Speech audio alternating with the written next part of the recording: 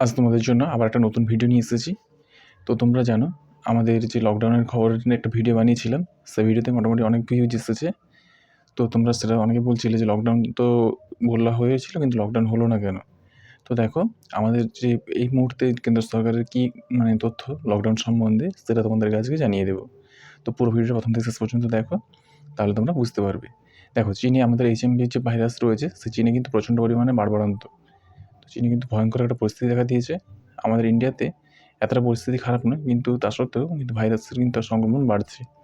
তো আমাদের কেন্দ্র সরকার এইটা নিয়ে এই মুহূর্তে কিন্তু লকডাউনের ব্যাপারে কোনো দিন ভাবনা চিন্তা করছে না। অর্থাৎ এই মুহূর্তে লকডাউনের ব্যাপারে কোনো কিছুই নেই।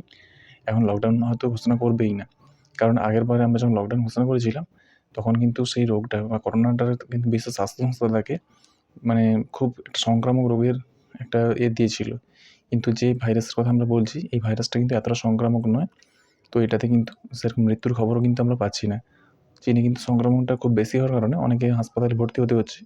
কিন্তু আমাদের সেরকম ইন্ডিয়াতে বা ভারতে কিন্তু অতটা কিন্তু সংক্রমণের নেই, হচ্ছে। তবে সেটা নিয়ন্ত্রণের মধ্যে রয়েছে। তো বিশেষজ্ঞ ডাক্তাররা বলছেন, তারা কিন্তু যেটা বলছে যে এটা কিন্তু অতটা ভয় পাওয়ার মতো করোনার মতো পরিস্থিতিতে নেই। তো সেই জন্য এটা হুট করে হয়তো আমাদের এই মুহূর্তে সরকার থেকে লকডাউন ঘোষণা করা হচ্ছে না। ঠিক আছে? তো আরও মূল কারণ হচ্ছে কি বলো দেখি তো? আগেরবার লকডাউন ঘোষণা করতে দেখেছো তো কী অবস্থা হয়েছিল? তো সেইরকম এতটা যদি সংক্রামক যদি করোনার মতো হতো, তাহলে অবশ্যই লকডাউনের ভাবনা চিন্তা হতো।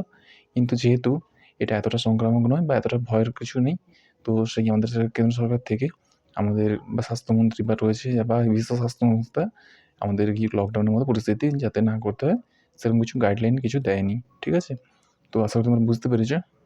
যদি ভিডিও ভালো লাগে, ভিডিওতে অবশ্যই একটা লাইক করবে, চ্যানেলটা সাবস্ক্রাইব করবে। আমার সেটআপ কিছুই নেই। তোমাদের সাপোর্ট অবশ্যই চাই। তোমরা সাপোর্ট করলে আমার পরিস্থিতি আরও উন্নত হবে, ভিডিও কোয়ালিটি আরও ভালো হবে।